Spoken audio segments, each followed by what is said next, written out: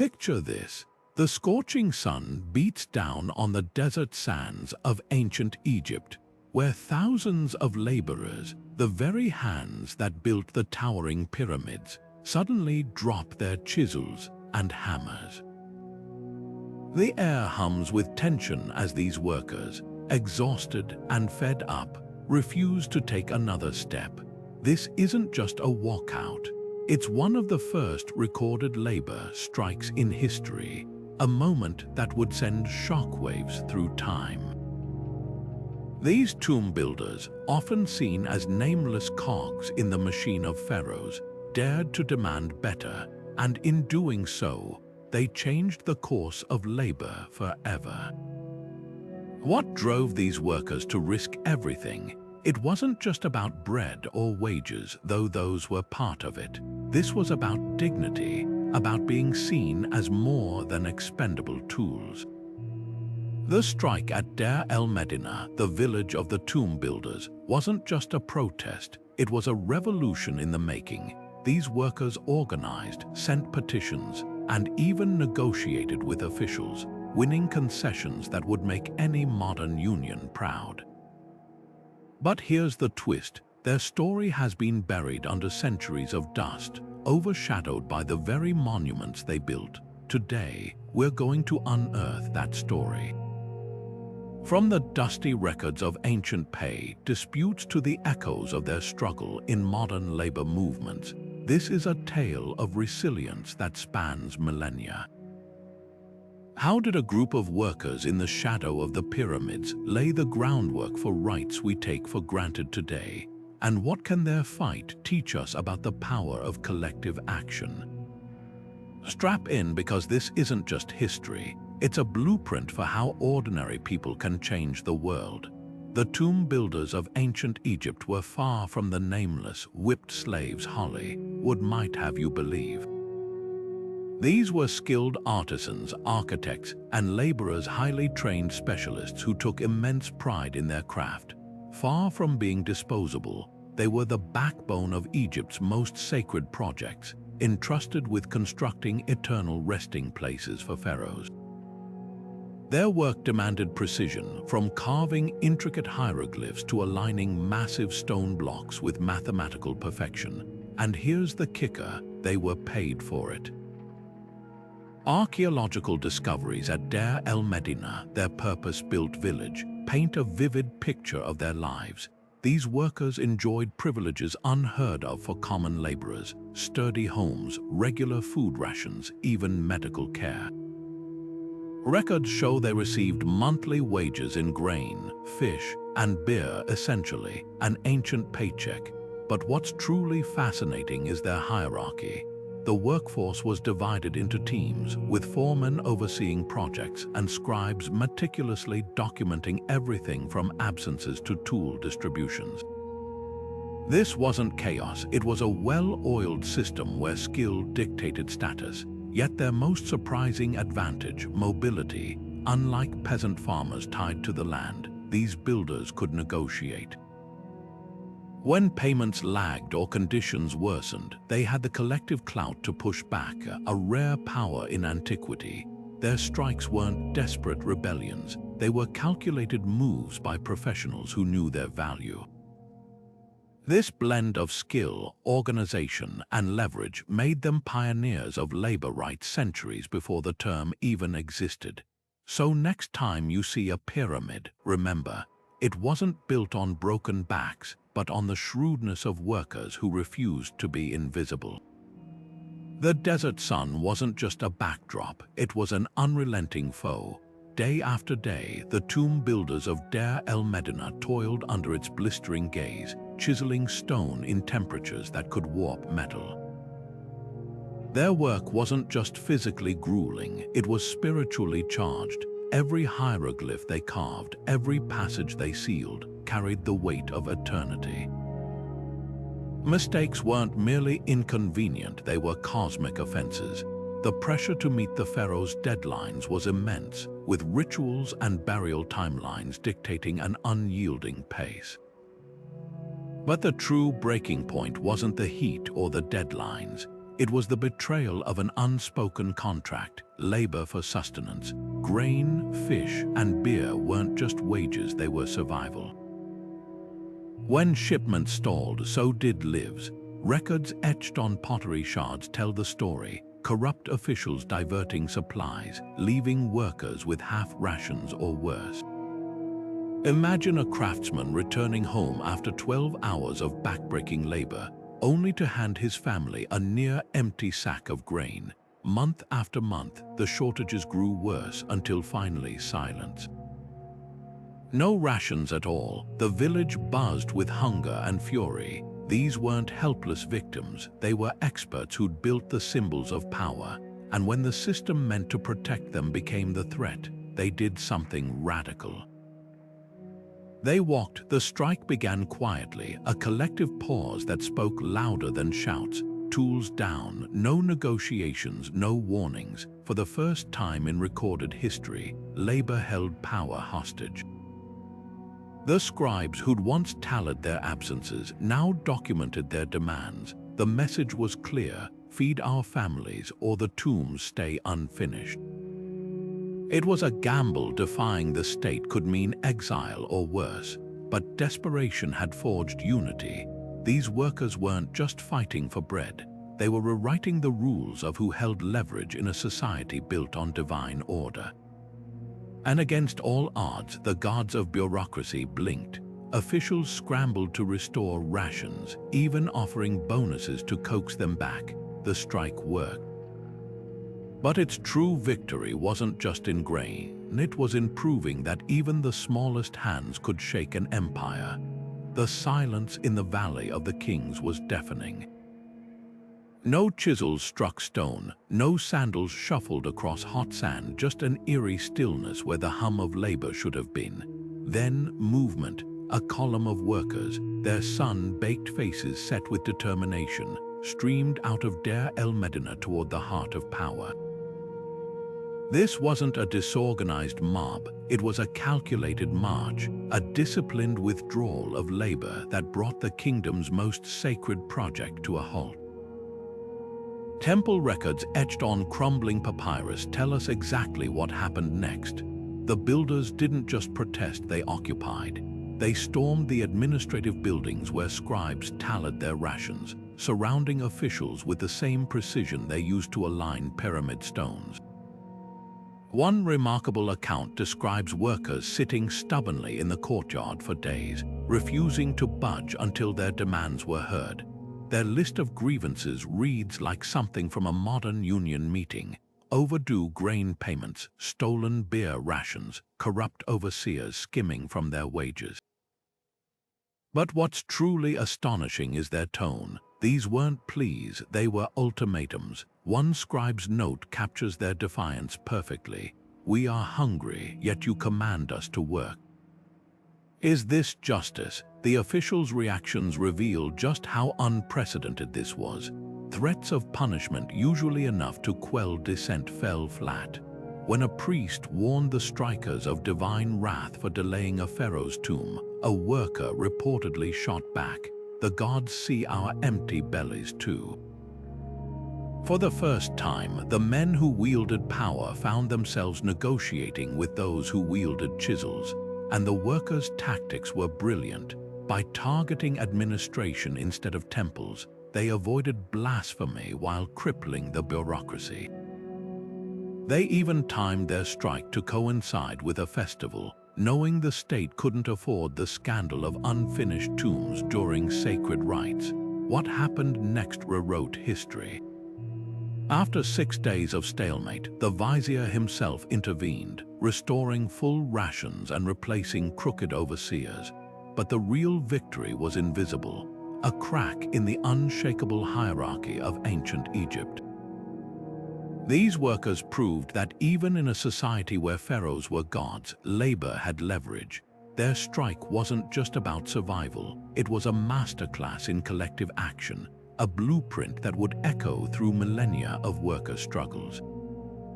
And though their names are lost to time, their lesson endures. When those who build the world unite, even kings must listen. The demands scratched onto the Turin Strike Papyrus weren't just grocery lists, they were a manifesto. When the tomb builders of el-medina finally broke their silence, their words cut through 3,000 years of history to speak directly to us. "Give us our grain," one plea reads, "for we have no strength left." But this was about more than empty stomachs. Their strike document, the world's oldest surviving labor protest record, reveals a triad of demands that would feel eerily familiar to any modern union organizer. First, timely rations, because a worker's pay shouldn't arrive moldy or missing. Second, proper copper chisels, since blunt tools turn 10-hour days into 20. And third, most revolutionary of all, the removal of thieving overseers who pocketed their beer and bread. What's staggering isn't just their boldness, but how these demands map perfectly onto labor rights we still fight for today. Fair compensation. Their grain wages were essentially Bronze Age minimum wage. Safe conditions. Sharp tools prevented deadly accidents in claustrophobic tomb passages. Accountability. They called out corrupt managers by name, demanding audits of warehouse stores. The papyrus even records their ingenious negotiation tactic. Why must we beg for what's already ours? By framing stolen rations as theft rather than charity, they forced officials into a corner, either admit the system was broken or brand themselves as thieves. Then came the bombshell moment, when viziers finally caved, restoring full rations and replacing dishonest overseers. It did more than fill bellies, it cracked the illusion of pharaonic perfection. For a civilization built on the idea that kings were gods, this was heresy. If workers could bend the state's will, what else might be possible? The ripple effects were immediate. Later records show strikes became almost routine, with workers now wielding collective action as a tool rather than a last resort. One scribe's note from a later dynasty even boasts, "We halted work until they heard our truth," proof that the el-medina strike had birthed a tradition of dissent. But perhaps their greatest legacy was invisible. These weren't slaves or peasants. They were middle-class artisans who understood their economic value. By paralyzing tomb construction, a project as vital to Egypt's spiritual economy as highways are to ours, they proved labor could throttle power. That papyrus isn't just a relic, it's a birth certificate. The moment humanity realized that those who build the world might also have the right to shape it, Ramses III stood at the pinnacle of divine power, a living god whose word shaped the Nile's floods and the stars' paths. Yet when the tomb builders downed their tools, even he faced an impossible choice. Crushing the strike might seem obvious for a pharaoh, but the stakes were far higher than pride. Every day the tombs lay unfinished, the cosmic balance teetered. Egyptian beliefs held that a delayed burial risked trapping a pharaoh's soul in limbo, unraveling Maat, the sacred order holding chaos at bay. And that wasn't just spiritual jeopardy, it was political dynamite. A pharaoh who failed to secure his ancestors' passage to the afterlife, that whispered doubt into every ear from Memphis to Thebes. But the economic toll cut deeper. Tomb construction wasn't some vanity project. It was ancient Egypt's version of a military-industrial complex. Thousands depended on it, quarrymen, artists, priests, even farmers supplying ritual offerings. A prolonged strike didn't just idle builders, it starved interconnected industries. And here's what's fascinating. Ramses' predecessors would have responded with whips and stakes. Just decades earlier, under Seti I, a single complaint about rations could land a worker in the quarries. Yet Ramses negotiated. Why? Because these weren't replaceable slaves, they were specialists who'd spent lifetimes mastering their craft. New workers would take years to train, and time was the one thing a pharaoh's burial schedule couldn't buy. The strike exposed a truth that rattled the foundations of divine kingship. Even gods need mortals. Ramses' surrender wasn't weakness, it was cold calculus. By granting concessions, restoring rations, replacing corrupt officials, he salvaged both tombs and legitimacy. But the precedent was set. Future pharaohs would face emboldened workers who'd tasted power, their strikes growing bolder. A ledger from Ramses' 9th year even records builders winning a 20% grain increase after threatening to walk. Imagine that, Bronze Age collective bargaining. This was the paradox at Egypt's heart. The same civilization that etched Pharaoh is law into temple walls also birthed history's first labor victories. Because when the people who move the stones unite, even pyramids tremble. Ramses learned what every ruler since has discovered: absolute power bows to one force, the collective will of those who make it real.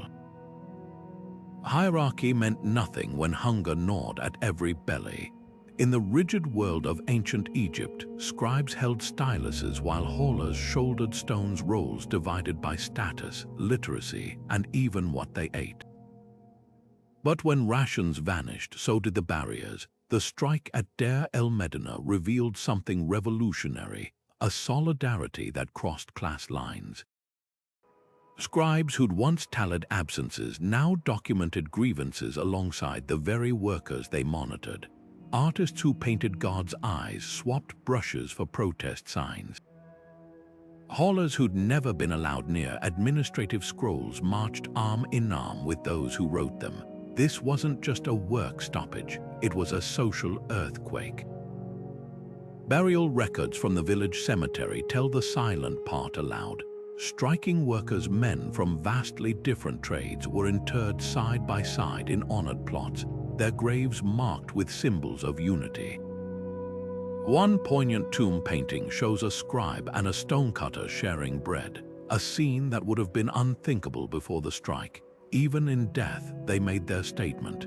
Inequality ends where shared struggle begins. The strike's true genius lay in its inclusivity.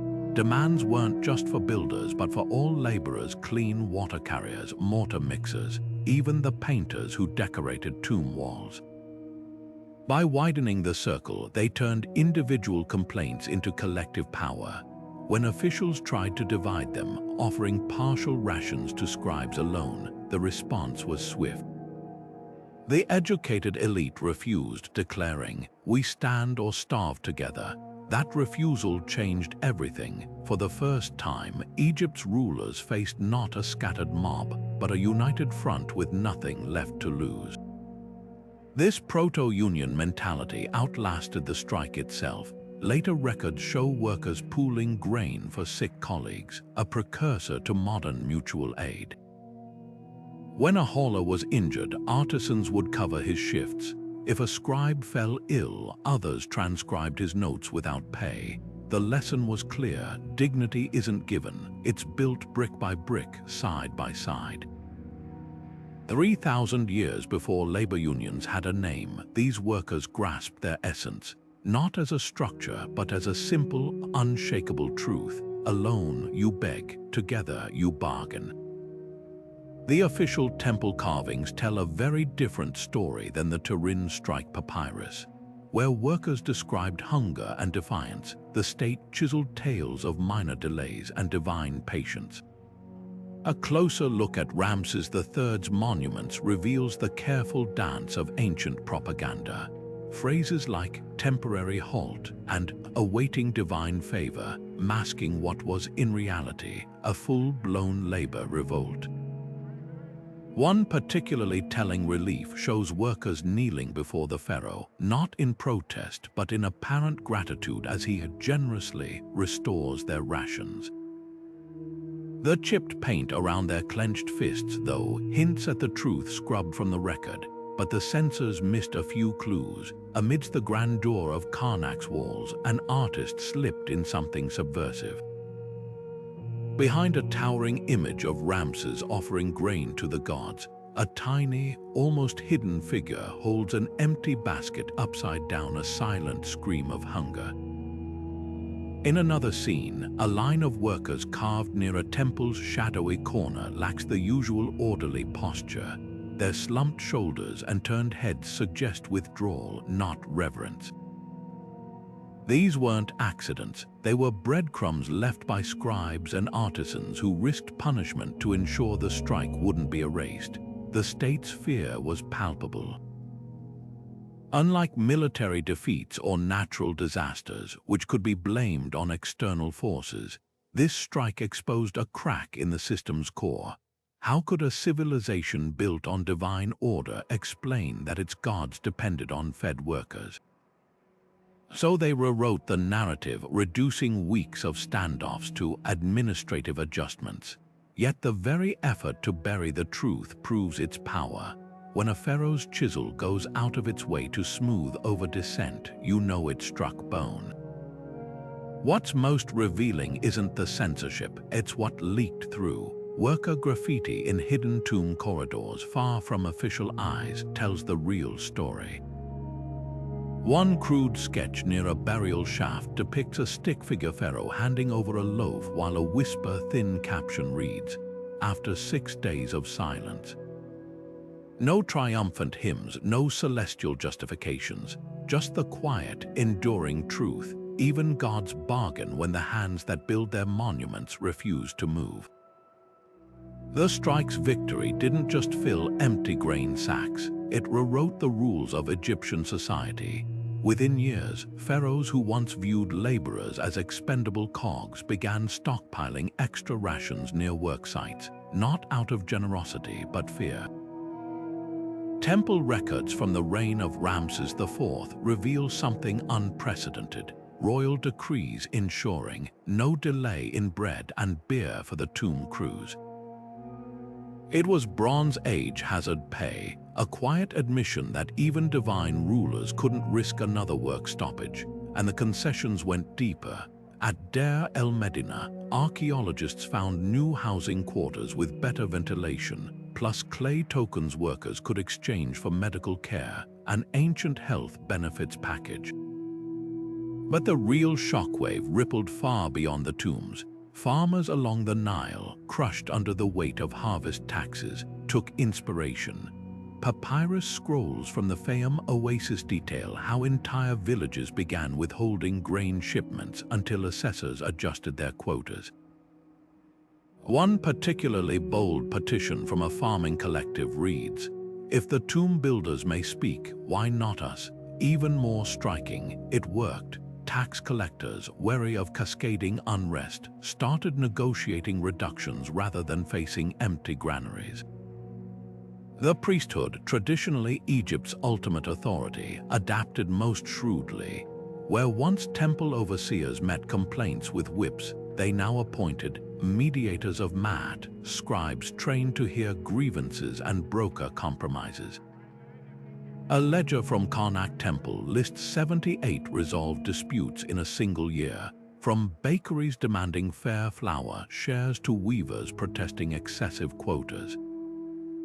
This wasn't charity, it was institutional self-preservation. By co-opting the strike's methods, the elite maintained control while conceding just enough to keep the peace.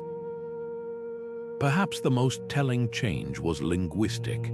Pre-strike records refer to laborers as those who obey. Post-strike, a new term emerges, the hands that build. A subtle shift but seismic. These workers hadn't just won better conditions, they'd forced society to acknowledge their humanity. And once that door opened, it couldn't be shut.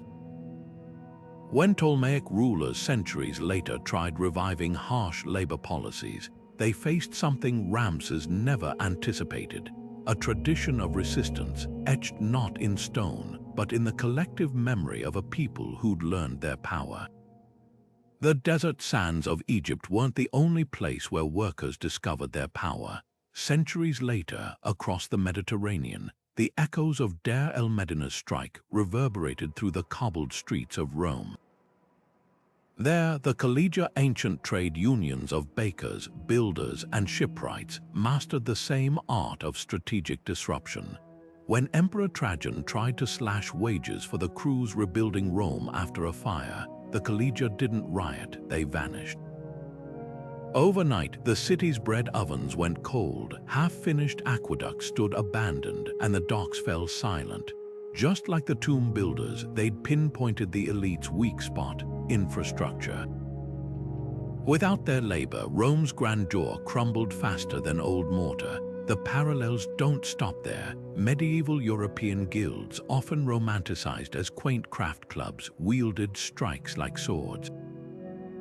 In 1345, the masons of Strasbourg Cathedral downed tools mid-spire, demanding safer scaffolding and a share of pilgrimage donations, their tactic. Timing the stoppage to coincide with the bishop's grand inspection, an embarrassingly public leverage play. Half a world away, Ming Dynasty porcelain workers in Jingdezhen staged slowdowns by accidentally misfiring imperial kilns, costing the emperor his precious blue and white vases until their rice rations improved. Whether holding back tombs, cathedrals, or treasures, the pattern was universal. Hit power where it hurts most by withholding irreplaceable skills. What's striking isn't just the similarity of tactics, but the shared understanding behind them. A clay tablet from Babylon records weavers staging a sit-in at a temple warehouse, eerily mirroring el-Medina's courtyard occupation. Venetian glassblowers in 1522, forbidden by law to organize, invented sick days, entire workshops, falling ill simultaneously until their glass formulas were deemed trade secrets rather than state property. These weren't coincidences, they were iterations of a playbook written in the dust of Egyptian labor camps. The through line is clear.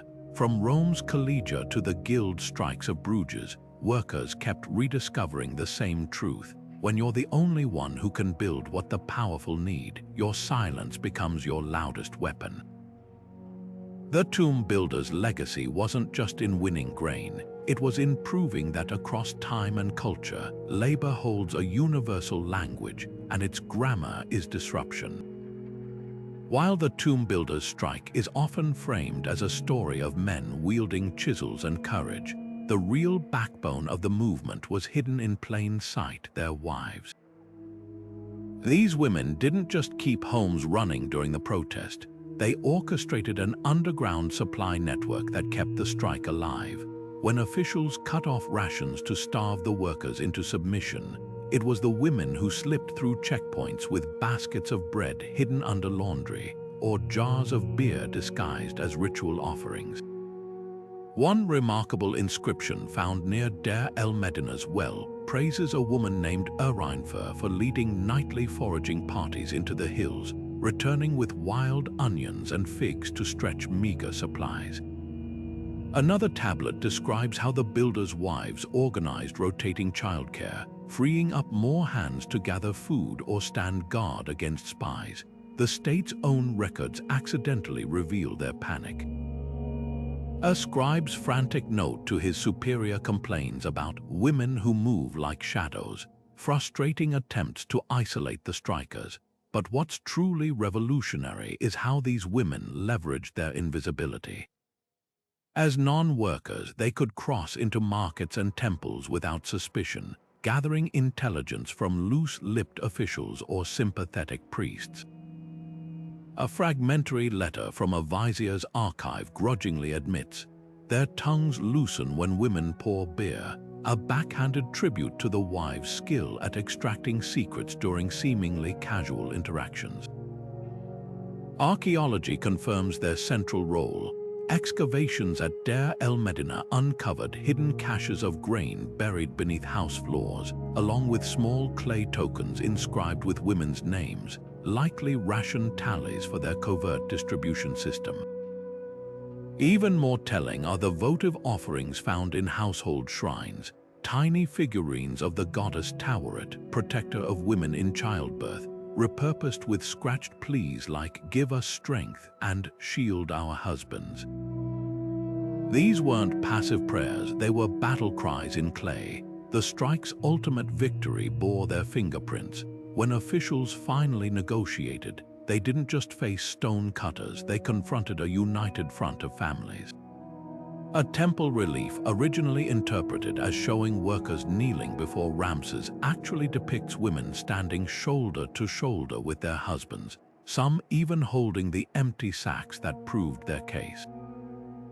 This silent rebellion redefines ancient gender roles. These women weren't just supporting characters, they were strategists who turned domestic roles into weapons. By feeding the strike, they proved that labor movements were never just about workplaces, they were about communities refusing to break. And in doing so, they left a legacy far older than any union hall, the unshakable power of those society never thought to watch. The strike at Deir el-Medina didn't just fill empty stomachs, it quietly rewrote the rules of an empire. While no pharaoh would ever carve labor rights into temple walls, the ripple effects of those hungry workers echoed far beyond Egypt's borders, seeping into the earliest legal codes of the ancient world. Take Hammurabi's famous stele, towering over Babylon with its 282 laws. Buried between edicts about irrigation and inheritance is something revolutionary. If a builder constructs a house and does not make it strong, causing collapse and death, that builder shall be put to death. Brutal, absolutely, but beneath the harsh penalty lies a radical idea: workers weren't just tools, they bore responsibilities and deserved protections. This wasn't coincidence. Egyptian and Mesopotamian traders exchanged more than spices and gold. They carried stories of unrest. Cuneiform tablets from Mari, a bustling trade hub, describe merchants whispering about the land where tomb makers halted the will of kings. Though Hammurabi's code predates the Deir el-Medina strike by centuries, later amendments show a curious shift. Earlier versions simply dictated wages.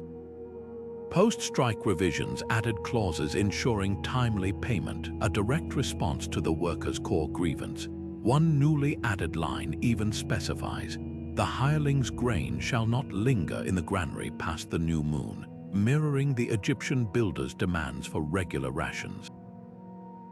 But the legal legacy wasn't just about wages. The strike's most subtle influence appears in contract language. Pre-strike agreements from Ugarit and Byblos treat labor as one-sided obligations. The worker shall serve. Post-strike tablets increasingly frame work as reciprocal. The worker shall serve and the overseer shall provide. That tiny conjunction was a seismic shift. For the first time, labor contracts acknowledged mutual responsibility, a concept that would eventually underpin everything from medieval guild charters to modern collective bargaining. The strike's fingerprints even show up in religious law. The Hebrew Bible's book of Deuteronomy, composed during Egypt's decline, commands, "Do not withhold the wages of a hired worker overnight." Historians have long debated why this rule appears precisely when Egyptian labor unrest was peaking. The answer might lie in geography. The Israelites, whether enslaved in Egypt or trading with it, would have known the power of organized labor. By encoding wage protections into sacred text, they turned the tomb builders' struggle into divine commandment, proof that economic justice could transcend empires. What makes this legal evolution extraordinary is its quiet persistence. No ancient king erected a monument to the day workers won. Instead, the strike's victory survived through whispered precedents, buried clauses, and the unspoken fear of rulers who'd learned a hard lesson: starve the hands that build, and even pyramids crumble.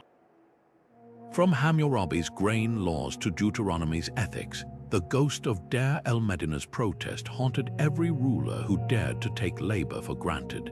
The stones may have forgotten their names, but the laws remember their lesson. Fairness isn't given, it's demanded.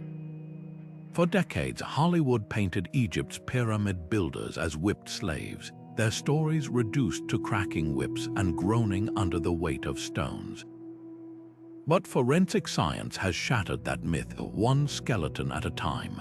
Excavations at el-Medina's cemetery reveal graves filled with surprises, artisans buried with copper mirrors, delicate faience amulets, even the occasional gold earring, luxuries no slave would possess. Their bones tell an even more startling story. Analysis of their teeth shows diets rich in fish, meat, and fresh vegetables, while skeletal markers indicate lives spent in skilled labor, not back-breaking drudgery. These were no chains and starvation workforce. These were middle-class professionals who took pride in their craft. The contrast with actual slave conditions couldn't be starker. Just a few miles away, mass graves from the same period tell a grimmer tale: skeletons with fused vertebrae from carrying impossible loads, teeth ground down from chewing raw grain, and the telltale marks of shackles on ankle bones. Tomb builders enjoyed privileges unimaginable to real slaves, paid sick leave, medical care, even weekends off for religious festivals. A worker's contract found at the site reads like something from a modern union hall: guaranteed rest days, injury compensation, and a clear promotion ladder from apprentice to master craftsman. This distinction transforms how we see their strike. Slaves revolt out of desperation, professionals strike out of principle. When these builders downed tools, it wasn't because they had nothing to lose, it was because they had everything to protect. Their demands for fair rations and honest overseers weren't pleas for survival. They were assertions of dignity from men who knew their worth. The jewelry in their graves wasn't just wealth, it was proof of status. The fish bones in their teeth weren't just meals, they were signatures of respect. The real insult wasn't just delayed wages, it was the violation of a sacred contract. These builders had spent lifetimes perfecting skills that made pharaohs immortal. In return, they expected what any skilled professional deserves: timely pay, functional tools, and bosses who didn't steal their beer. Their strike wasn't a chaotic uprising, it was a calculated stand by men who refused to let their craft be cheapened. When we call them slaves, we erase their agency. But when we see them as they were proud, organized, and indispensable, their walkout becomes something far more powerful. The moment labor looked power in the eye and said, "We built this." You negotiate. The petitions pressed into the hands of Egyptian viziers 3,000 years ago might look primitive, scrawled on pottery shards instead of printed letterhead, but their demands would feel eerily familiar to any modern union organizer. The tomb builders didn't just refuse work, they formed picket lines before the term existed, gathering at key choke points where officials couldn't ignore them. Sound tactics transcend time. Today's nurses and teachers circling sidewalks with signs. They're channeling the same strategy those ancient workers perfected. Visibility equals leverage. Yet the parallels run deeper than location. Both eras mastered the art of targeted disruption. The builders didn't strike during off-seasons. They chose moments when unfinished tombs would embarrass the state, just as modern unions time walkouts to maximize impact.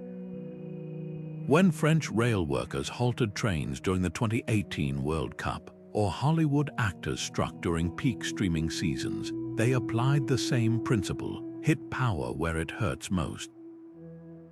Even the concept of collective bargaining has ancient roots. The Turin Strike Papyrus reads like a Bronze Age union contract, with clauses for back pay and workplace conditions. Swap grain rations for healthcare benefits, and you've got a 21st century negotiation table. Technology reshaped the tools, not the game. Where el-Medina's workers relied on scribes to document grievances, today's labor movements flood social media with viral videos of unfair conditions. A single TikTok of a warehouse worker's grueling shift can rally public support faster than 100 papyrus petitions, but the core machinery of protest remains unchanged. Egyptian builders used slow downs, deliberately misaligning stones to force rework, just as factory workers might discreetly sabotage faulty machinery to protest unsafe conditions. The methods evolve, but the message doesn't mistreat labor, and the work itself becomes the battleground. What's truly timeless is the psychology of solidarity. The tomb builders' wives smuggling food past guards mirrors modern mutual aid networks, where striking teachers receive donated groceries from neighboring communities. Both systems recognize the same truth: a movement starves faster than a government. Whether it's ancient workers pooling grain or today's gig workers crowdfunding strike funds, survival depends on collective care. The greatest lesson from el-medina isn't just in their tactics, but in their understanding of power's fragility. When those who build the world withhold their hands, whether from pyramid stones or subway tracks, every society faces the same humbling revelation: no king, CEO, or algorithm can replace the irreplaceable. The tools may have upgraded from chisels to hashtags, but the blueprint remains written not in stone, but in the unbroken chain of raised fists across millennia. The strike wasn't just about grain and copper, it was a holy war. When the tomb builders of el-medina invoked Maat, Egypt's cosmic principle of balance and justice, they weren't making polite requests, they were accusing the state of blasphemy. Every delayed ration, every stolen beer jar wasn't just theft, it was an offense against the gods. This was their masterstroke, reframing a labor dispute as a divine emergency. How can we uphold Maat with empty bellies? One worker's petition challenged, turning the pharaoh's own spiritual rhetoric against him. If the universe depended on balance, then starving the hands that built eternity wasn't just cruel, it was cosmically dangerous. Priests, normally the enforcers of hierarchy, found themselves in a dilemma. Temple ledgers show frantic calculations. Unfinished tombs meant delayed funerary rites, and without those rituals, a pharaoh's soul might wander eternally. The stakes were existential. A single missed offering could unravel the delicate pact between gods and kings. So when workers argued that corrupt officials were jeopardizing the afterlife itself, even high priests hesitated. Fragments of a lost scroll from Karnak reveal a shocking meeting where temple scribes debated siding with the strikers, fearing the gods will see our silence as complicity. This alliance between labor and faith wasn't unique to Egypt. Centuries later, medieval cathedral builders would halt work, claiming unsafe scaffolding offended God's vision. In 1965, American civil rights marchers sang hymns as shields against police dogs, turning segregation into sacrilege. The pattern holds: when workers anchor their demands in divine order, power trembles. At el-medina, the priests' eventual mediation wasn't charity, it was panic. They brokered a settlement not because they loved justice, but because unfinished tombs meant unpaid temple fees and angry gods.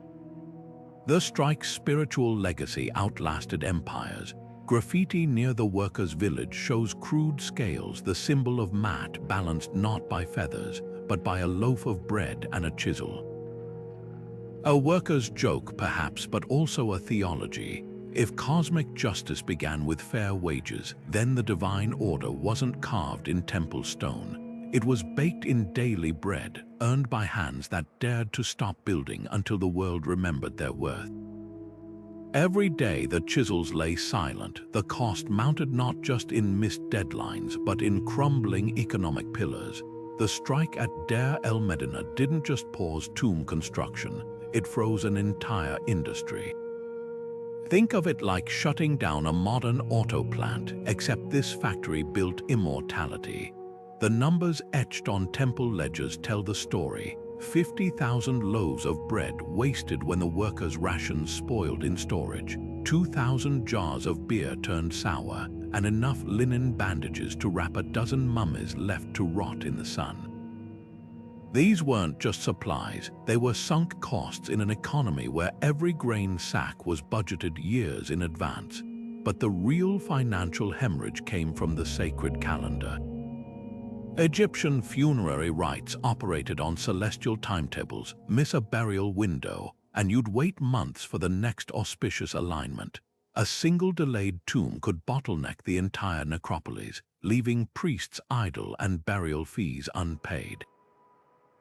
One scribe's frantic calculation found that 6 days of strike action cost the equivalent of 600 silver deben, enough to feed a village for a year. And here's what's revealing. When officials finally caved, their concessions matched these losses almost exactly. Restoring full rations cost far less than another week of paralyzed production. The strike exposed a truth that resonates through every labor struggle since. Exploitation only works when it's cheaper than fairness. Pharaohs might claim divine right, but even gods balance ledgers. A cracked stone block abandoned mid-carving meant quarrymen had to start anew. Paint mixed for tomb murals dried uselessly. Most devastating, the ripple effect on artisans downstream, sculptors waiting for walls to carve, jewelers with half-finished amulets, embalmers with no bodies to prepare. The entire funeral economy, from lotus growers to incense traders, felt the pinch. This wasn't just about wages, it was about leverage. The builders had unwittingly pioneered a brutal equation. The more specialized the labor, the greater its power to throttle systems. Modern strikes at ports or hospitals follow the same logic: target the irreplaceable nodes. What made Egypt's case unique was the spiritual premium. Delaying a pharaoh's burial didn't just lose money, it risked cosmic chaos. That fear had a price tag. Temple records show emergency funds being diverted from military projects to appease the workers, proof that even empires prioritize souls over swords when the balance tips. The ultimate irony, the strike's success birthed history's first documented labor budget. Later pharaohs began stockpiling extra grain near work sites, not as kindness but as economic insurance. A line item literally called Prevention of Stoppage Reserves appears in New Kingdom ledgers. 3,000 years before corporate risk assessments, Egypt's rulers learned the hard way. Fair pay isn't charity, it's the cost of doing business when your workforce holds eternity in their hands. The haulers who dragged stones under the desert sun left no hieroglyphs boasting of their labor, no tombs, no statues, just calloused hands and broken sandals buried in unmarked graves. Yet without their relentless toil, the pyramids would have remained architects' dreams. These forgotten workers moved the literal foundation of Egyptian glory, one backbreaking load at a time. Their absence from official records isn't an accident. It's an erasure, but scratch beneath the surface, and their voices whisper through the cracks. Take the water bearers, for instance. While scribes documented the grand achievements of artisans, these human pipelines trudging between the Nile and work sites rarely earned a single stroke of ink until payroll disputes erupted. A pottery shard from el-Medina's trash heaps lists complaints from the men who carried jars, furious over overseers skimming their beer rations. Their words are blunt: our shoulders bleed, yet our cups stay dry. This isn't just a grievance, it's proof that even the most invisible workers understood their worth. Archaeology resurrects their stories in heartbreaking detail. Excavations along hauling paths reveal worn grooves in the rock where countless ropes frayed against stone, and caches of discarded sandals stuffed with reeds to cushion swollen feet.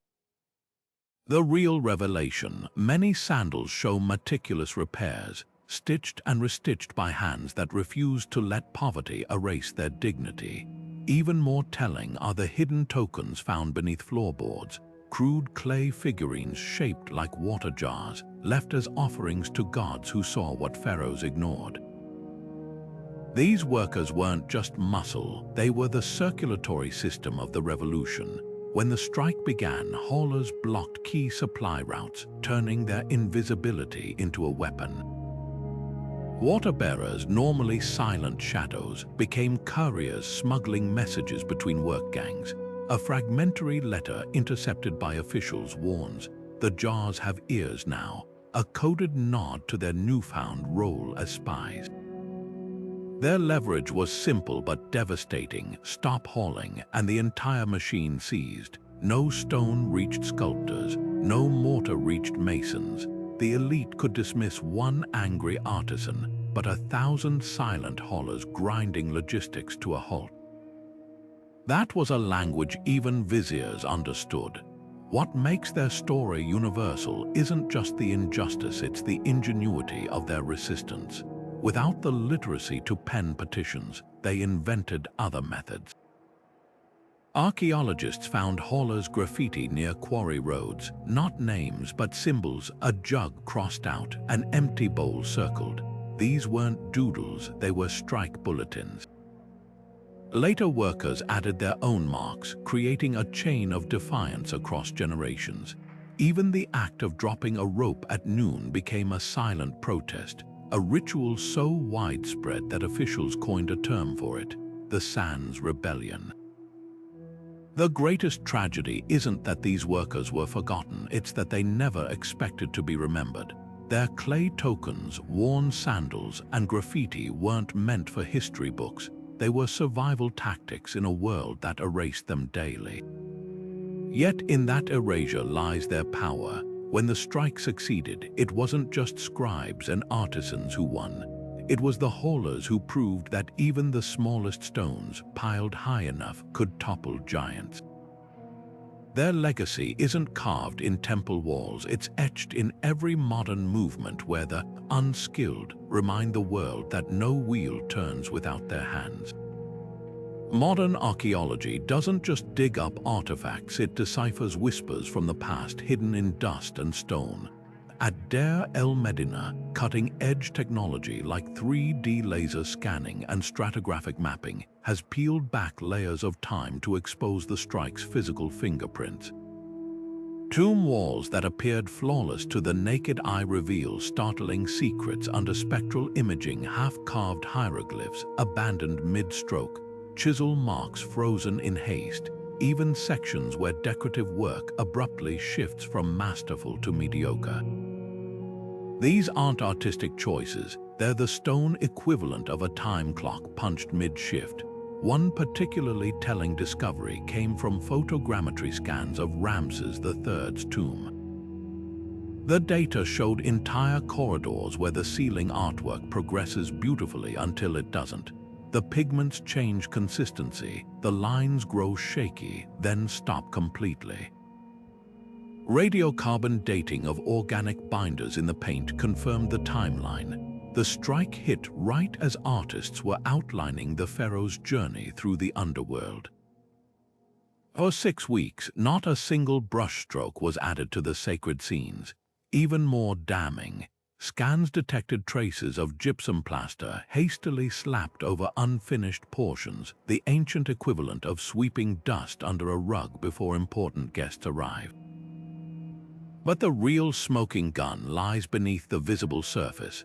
Ground-penetrating radar uncovered something no scribe would dare record: hidden storage chambers near the workers' village, crammed with untouched toolkits and unused pigments. These weren't abandoned workshops, they were supply stockpiles locked down during the strike. The distribution tells the story. Copper chisels normally kept near tombs were suddenly concentrated in these secret caches, suggesting a coordinated work stoppage so complete that even tools went missing. Perhaps most moving are the microscopic clues. Soil analysis from the workers' homes detected sudden spikes of wild barley pollen during the strike months, proof they foraged beyond the Nile's cultivated fields to survive. In the royal tombs, researchers found something equally revealing: patches of salt crystals forming beneath painted surfaces where substandard mortar was rushed after the strike. The very walls were weeping leaching minerals through shoddy repairs done under pressure. these silent stones rewrite history louder than any papyrus. Where official records speak of delays, the archaeology screams disruption. Where carvings depict grateful workers, the scans reveal resentment etched in hurried workmanship. This is archaeology's power, not just to confirm the strike happened, but to expose its raw human cost. The chisels left mid-groove, the half-mixed paints, the smuggled tools. These aren't just artifacts. They're the fingerprints of a workforce that proved even pharaohs answer to the hands that build their eternity.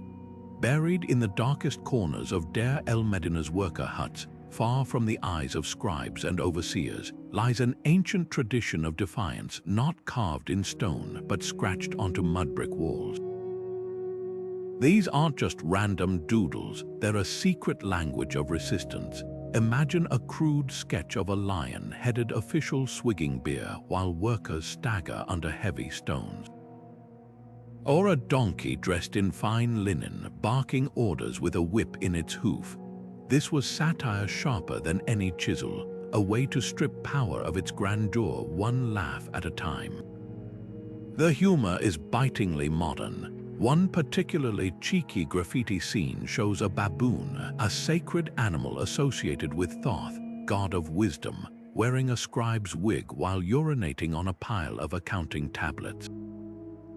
The message couldn't be clearer. Even the gods see through bureaucratic hypocrisy. Another sketch, hidden beneath a sleeping mat, depicts a vulture symbolizing greedy officials with its talons wrapped around grain sacks, while stick figure workers hold empty bowls. These weren't just jokes, they were indictments in charcoal, turning sacred symbols against the very system that created them. What's extraordinary is how these images mirror modern protest art. The baboon scribe wouldn't feel out of place in today's political cartoons lampooning corrupt politicians. The vulture clutching grain echoes Depression-era labor posters exposing corporate greed. Even the techniques feel familiar: exaggerated features, animal allegories, visual punchlines that bypassed literacy barriers. A worker who couldn't read hieroglyphs could still smirk at a jackal counting stolen coins. Archaeologists initially dismissed these drawings as idle doodles until they noticed the patterns. Certain animals always represented specific officials. Donkeys were foremen known for braying orders. Crocodiles symbolized tax collectors who swallowed resources whole. The graffiti clustered in spaces where workers gathered, near ovens, tool sheds, and especially latrines where prying eyes rarely wandered. This was organized mockery, a visual underground press circulating where authority couldn't reach. The artists took real risks. Defacing a temple wall with such imagery meant death, but mud brick huts. Those were fair game. The medium itself was a statement: ephemeral sketches on humble surfaces, contrasting with the eternal stone propaganda of pharaohs. While kings spent decades carving their glory onto temple walls, workers needed just minutes to scratch the truth onto drying clay. And unlike official art, these images evolved. A donkey boss drawn one year might sprout horns by the next as resentment grew. Their legacy outlasted empires. Centuries later, Roman slaves scratched similar caricatures of cruel masters onto Pompeii's walls. Medieval peasants painted foxes in priestly robes on church margins. Even the anonymous street artists of today, tagging oligarchs as fat cats or cops as pigs, walk in the footsteps of those nameless Egyptian satirists. The tools have upgraded from charcoal sticks to spray cans, but the instinct remains. When words are dangerous, laughter becomes rebellion. And sometimes the most enduring monuments aren't pyramids, they're the jokes that made tyrants squirm. Hollywood has turned the pyramid builders into silent specters, their real struggles buried under layers of mystic curses and CGI sandstorms. Take the Pharaoh's curse, where laborers vanish without a whisper, replaced by shimmering scarabs and booby traps. The truth, those tombs were built by hands that knew when to fold, not in fear of supernatural wrath, but in defiance of real-world injustice.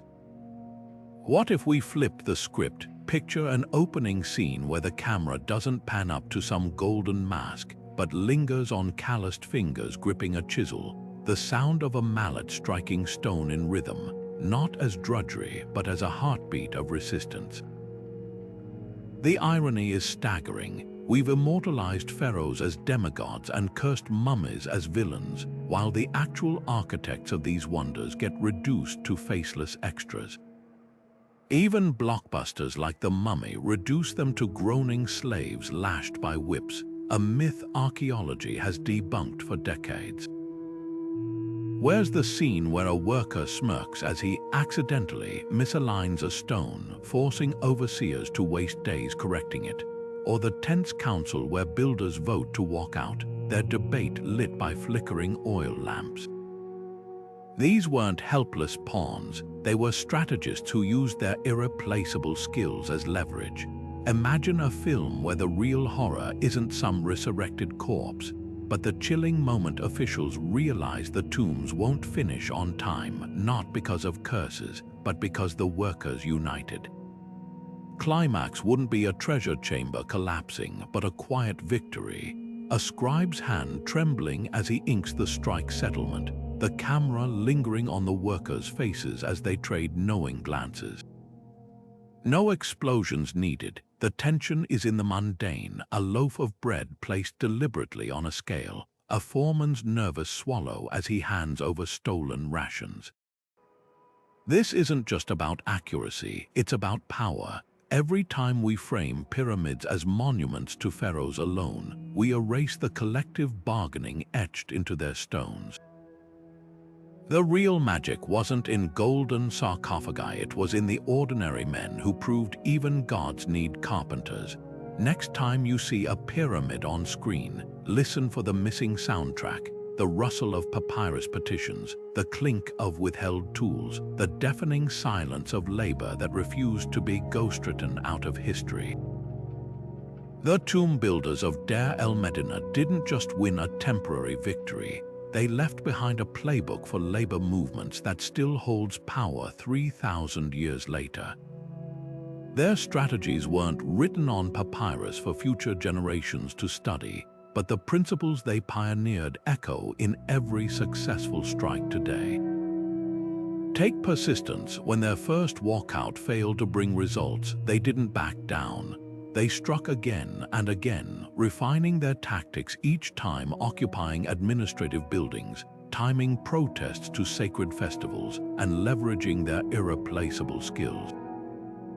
Modern unions know this rhythm well.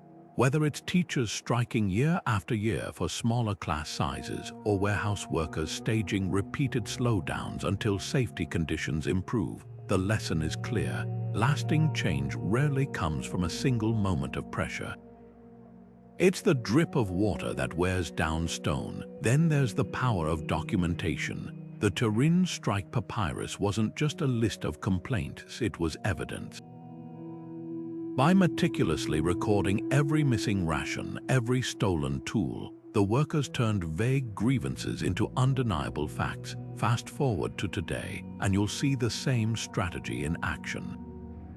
Nurses compiling spreadsheets of understaffed shifts, delivery drivers screenshotting unfair algorithms, even social media influencers exposing exploitative contracts with viral threads. The medium has changed from clay tablets to smartphones, but the principle remains. When labor's voice is backed by data, it becomes impossible to ignore. But perhaps their most ingenious move was winning public sympathy. The tomb builders didn't just yell at officials, they framed their struggle as a threat to cosmic order, something even priests couldn't dismiss. Modern movements have adapted this brilliantly. When flight attendants strike, they don't just demand higher pay, they highlight how exhausted crews endanger passengers. Uber drivers don't just protest low fares, they show how erratic wages hurt families. Like the Egyptians linking fair wages to the god's will, today's workers tie their fights to broader values: safety, fairness, even democracy. It's no accident that the most successful strikes aren't just about wages, they're about what society owes those who keep it running. Nowhere is this ancient wisdom more relevant than in today's gig economy. The tomb builders would recognize the struggles of app-based workers, instantly skilled laborers classified as independent contractors, paid in unpredictable scraps with no safety net. But they'd also spot the leverage. Just as the Egyptians paralyzed tomb construction, delivery riders in cities like London have crashed apps by collectively logging off during peak hours. Freelance writers have flooded platforms with solidarity rate sheets, mimicking the Egyptians' shared lists of fare rations. Even the rise of worker-led podcasts and newsletters mirrors the graffiti networks of el-medina, alternative channels when official ones are controlled by power. The real lesson isn't just in the tactics, but in the mindset. Those ancient workers didn't see themselves as victims. They were partners in Egypt's grand projects, demanding a fair share of what they built. That shift in perspective still changes everything. When Amazon warehouse workers rename their facility, JFK-8, to sound like a battleship in their union campaign, or when Google contractors circulate memes comparing executives to pharaohs, they're doing more than organizing. They're rewriting the story from grateful servants to essential architects, because whether it's a pyramid or a global supply chain, one truth remains: when the hands that build the world unite, they don't just ask for change. They design it. Hollywood loves a bloodbath, the dramatic moment when striking workers face brutal reprisals, their defiance crushed under chariot wheels or royal decree. But the real story of el-Medina's tomb builders shatters that myth. No mass graves filled with their bones, no vengeful inscriptions boasting of punishment. Instead, the archaeological record whispers a quieter, more revolutionary truth: they won, not through martyrdom, but through the stubborn power of skilled labor refusing to budge. The evidence is etched in payroll receipts and ration lists. After the strike, workers didn't just return to the status quo, they secured concrete improvements. Temple ledgers show a 15% increase in grain payments, copper chisels replaced on schedule, and corrupt overseers abruptly reassigned to remote quarries. Even more telling, the village itself expanded, with new wells dug and housing upgraded. These weren't concessions handed down from kindness. They were hard-won terms negotiated by men who knew their value. A worker's graffiti near the quarry road puts it bluntly: "We ate sand so our children could taste bread." This flies in the face of pop culture's obsession with tragic resistance. We're conditioned to think real change requires flames and barricades, yet here's a blueprint where labor prevailed without a single recorded death. The strike's success wasn't measured in corpses, but in the mundane: a child's fuller belly, a wife's relieved sigh as the beer ration finally arrived unspoiled. The real victory wasn't shouted from palace walls. It unfolded in 1,000 small dignities reclaimed. What makes their outcome so radical is its lack of drama. No pharaoh was toppled, no temples burned. Instead, the system bent just enough to keep running, proof that effective protest doesn't always mean revolution. Sometimes it's simply about making power calculate the cost of saying no. When Ramses officials crunched the numbers, they found it cheaper to feed the builders than face another delay. 3,000 years later, that same math governs everything from teacher pay raises to UPS driver contracts. The greatest myth isn't that the strike failed, it's that success must look heroic. The tomb builder's legacy isn't in shattered chains, but in the unglamorous machinery of compromise: meeting minutes, revised quotas, back pay settlements. Their story reminds us that progress often wears the face of a scribe's yawn as he inks yet another adjusted work schedule, not a rebel's battle cry. Because when the dust settled, the stones still needed carving, and the hands that held the chisels had proven they could pause the world. The strike's greatest irony wasn't just in wages won, it was in the silent guardianship it provided to the tombs themselves. Every day the chisels lay still, every hour the paintbrushes dried unused, the art they were forced to create gained an unlikely protector: time. Rushed work is the enemy of eternity. When builders under pressure cut corners skimping on mortar, skipping polish, or painting over damp plaster, they left behind weaknesses that would crumble across centuries. But the strike-induced pauses did something remarkable. They forced slowdowns that ironically preserved the very monuments pharaohs demanded at breakneck speed. Take the tomb of Ramses III. Scans reveal two distinct layers of plaster in key chambers, the lower one cracked and flaking from being applied too thickly in haste, the upper one smooth and intact, laid after the strike ended. That gap of weeks allowed the walls to breathe, preventing the moisture buildup that doomed so many other tombs to decay. Even the pigments tell a story. Pre-strike sections show colors blurred from being applied over wet surfaces, while post-strike murals retain their vibrancy because artists waited for proper drying.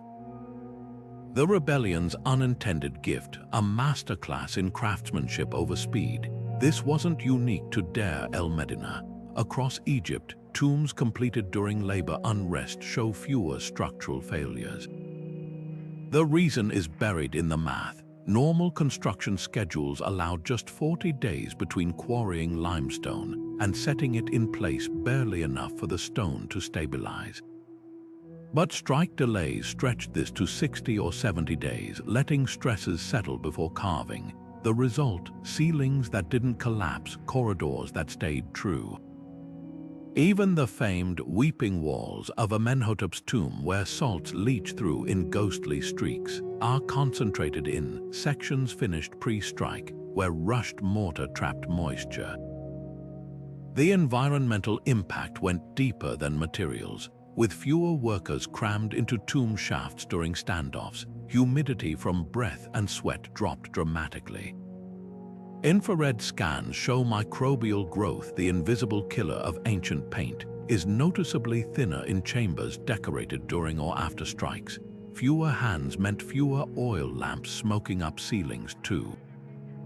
The soot that blackened Tutankhamun's walls in just 3,000 years, absent from tombs where work stoppages reduced burning hours. Most poetic of all is what happened to the art itself.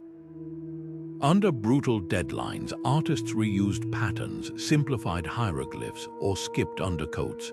But during strikes, with deadlines shattered, they returned with something rare in mass production: care. The difference is visible. Pre-strike cartouches have shaky outlines, post-strike ones boast crisp edges. Half-finished murals abandoned during walkouts show artists later correcting perspective errors they'd have ignored under pressure. Even the pigment's chemistry changed. Desperate workers mixed cheaper, fading yellows from ochre when malachite ran low, except in strike-era tombs where testing reveals purer, longer-lasting greens. Time bought quality. This unintended preservation raises a haunting question. How many masterpieces were lost to the very haste these workers resisted?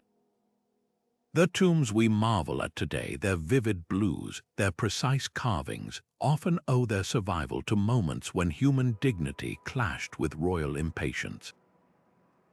The stones remember what history forgot. Sometimes the greatest service to art is refusing to make it on demand. Robben Island stands as a monument to resistance, its prison walls whispering of Nelson Mandela's fight for justice. The Great Wall of China winds across mountains as a testament to labor's might. Yet among UNESCO 1,000 protected sites, not one commemorates the moment workers first bent history to their will. The strike at el-medina isn't just ancient history, it's humanity's first blueprint for collective dignity, and it deserves its place alongside these global landmarks. Think about what UNESCO heritage status represents. It's not just about preserving stones, it's about safeguarding ideas that shaped civilization. The tombs of the pharaohs are already world treasures, but they honor kings, not the hands that built them. Recognizing el-Medina's strike would correct that imbalance, elevating the village from archaeological footnote to a beacon of human rights. When visitors walk through Auschwitz or the Trail of Tears, they confront humanity's darkest chapters to ensure they're never repeated. But we also need sites that celebrate our first steps toward justice, especially ones that prove change isn't given but taken. The case for inclusion is etched in the strike's very methodology. Unlike spontaneous uprisings, this was organized dissent with documented demands, negotiations, and lasting reforms, a template every modern labor movement still follows. UNESCO criteria require outstanding universal value. What could be more universal than workers on every continent using tactics pioneered here? From the 8-hour workday won by Chicago's Haymarket protesters to the recent global strikes by Amazon warehouse workers, the DNA of el-Medina's rebellion lives on. Even the village's physical remains make it ideal for preservation. The workers' houses, courtyards where protests were planned, and the very ostraka bearing their grievances still exist, offering a tangible connection to this watershed moment. Critics might argue the site lacks the grandeur of Machu Picchu or the Taj Mahal, but heritage isn't measured in gold leaf or intricate carvings, it's measured in impact. The strike's true monument isn't a building, it's the idea that those who build the world have a right to shape it. Imagine a visitor center where interactive displays juxtapose ancient pay stubs with modern union contracts, or where augmented reality lets you stand among the striking workers as they face down officials. This wouldn't just honor the past, it would inspire future generations to see labor rights not as gifts from above, but as victories wrested from the jaws of power. The ultimate irony, UNESCO's own headquarters in Paris was built by union labor. The organization that preserves global culture owes its home to the very principles el-Medina's workers carved into history.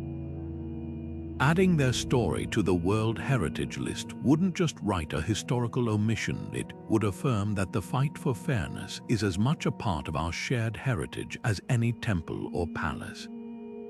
Because when we protect the memory of those who refused to be silent, we don't just preserve ruins, we keep alive the fire they lit, one that still burns in every worker who stands up and says, "No further."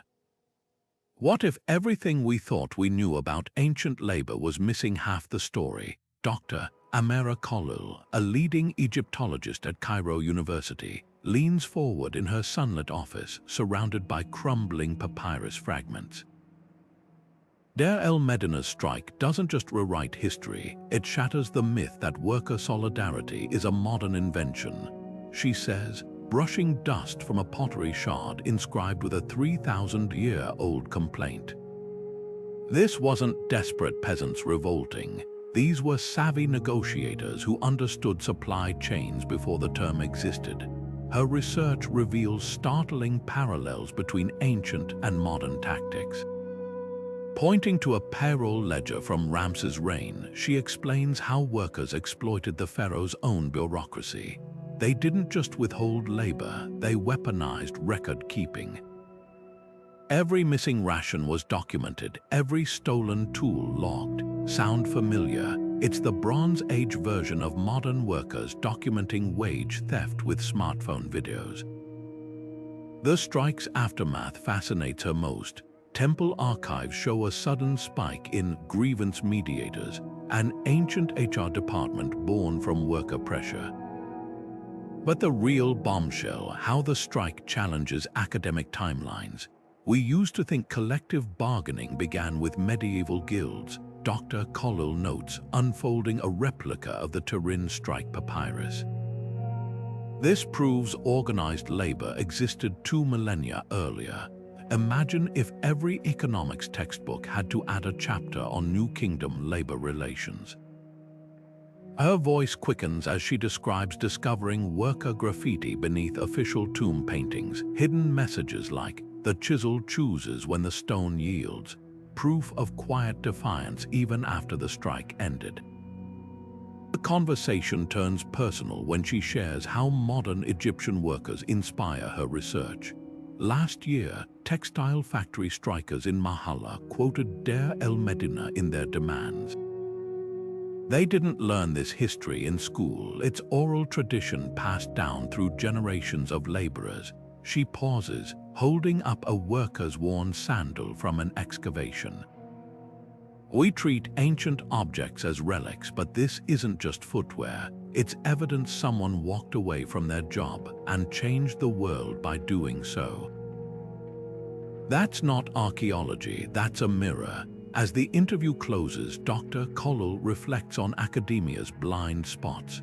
We spent centuries studying pharaohs and forgetting the people who made their power possible. Now, every time I see a half-finished tomb wall, I don't see abandonment, I see the first picket line. Her work bridges eras, proving that the past isn't just preserved. It punches back.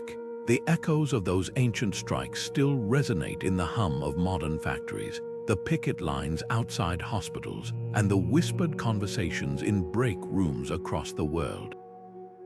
When the tomb builders of Deir el-Medina dropped their tools, they did more than demand bread. They planted the seed of an idea so radical it would take millennia to fully blossom. That labor has value beyond what the powerful choose to assign.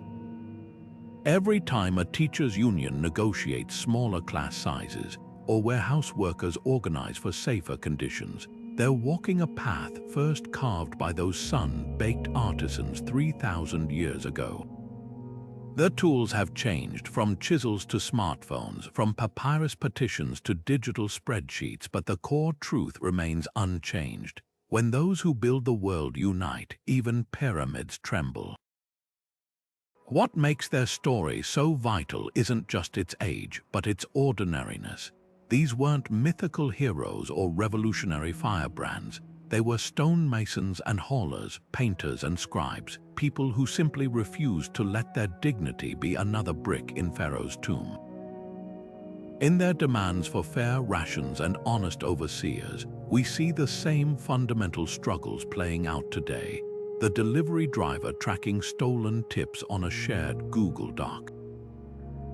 He's using the same tactics as the workers who tallied missing grain on pottery shards. The nurses live timing understaffed shifts. They're leveraging visibility, just like the wives who smuggled messages in laundry baskets. History didn't just repeat itself, it built on what came before, layer by layer, strike by strike. This isn't ancient history, it's a living lineage. The next time you pass a construction site or a bustling kitchen, remember, those hands hold the same power that halted an empire. The tomb builder's greatest lesson wasn't recorded in any official scroll, but in the quiet understanding that passed between them as they stood firm. Justice isn't given, it's taken not with swords but with folded arms and silent workshops. Their fight didn't end when the grain shipments resumed. It simply passed to the next generation, and the next, a chain of resistance stretching across centuries. So here's where we pick up the chisel. Look up your local labor history, the factory strikes, the teacher walkouts, the forgotten battles for weekends and overtime pay that shaped your community. Visit a union hall or support a worker-led campaign, even if it's just amplifying their stories online, because the tombs of Deir el-Medina remind us of something urgent. The monuments we admire, the infrastructure we rely on, the very fabric of civilization, none of it exists without labor. And those who build the world have always deserved more than crumbs from the table. They deserve a seat at it. The strike may have ended, but the fight never really does. It just waits for new hands to carry it forward. Standing in the dusty ruins of Deir el-Medina today, you can still feel the echoes of that ancient rebellion underfoot. The workers' village, remarkably preserved in Egypt's arid climate, offers an unparalleled window into their world. Walk through the narrow streets where those first strike plans were whispered, past the same mud-brick houses where families stored hidden grain caches.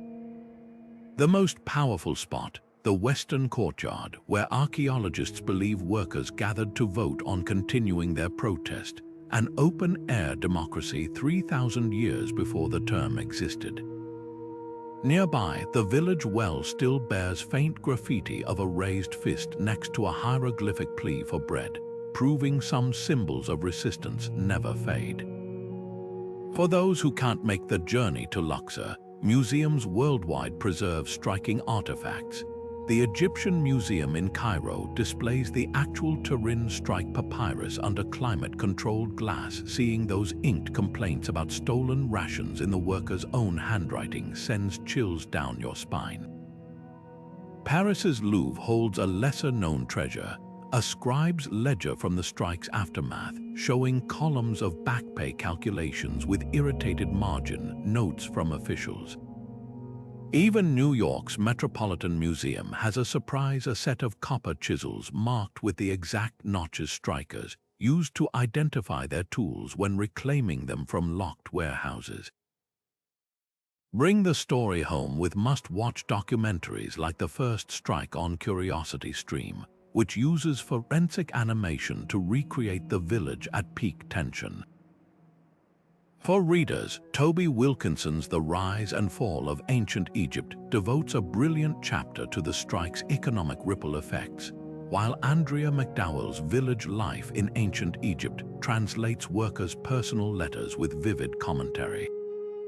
Want something interactive? The British Museum's virtual tour lets you zoom in on strike artifacts while historians explain their context, perfect for armchair archaeologists. But here's the real magic. This history isn't locked away. Next time you pass a picket line or see workers rallying for fair pay, look closely. You'll spot Der el-Medina's legacy in the organizer's clipboard tallying grievances, the homemade signs with clear demands, even the shared snacks keeping energy up. That pottery shard complaining about moldy bread, it's the ancestor of every wage theft lawsuit. Those hidden tool caches, they're the great-great-grandparents of today's work-to-rule slowdowns. The strike didn't just happen in the past, it's happening now, wherever people stand together and say, we are worth more. So whether you're planning a pilgrimage to Egypt or diving into a documentary from your couch, remember, you're not just learning history. You're joining a conversation that began when the first worker put down their chisel and found power in that empty space where labor should be. And that's a story that never really ends. It just finds new hands to carry it forward.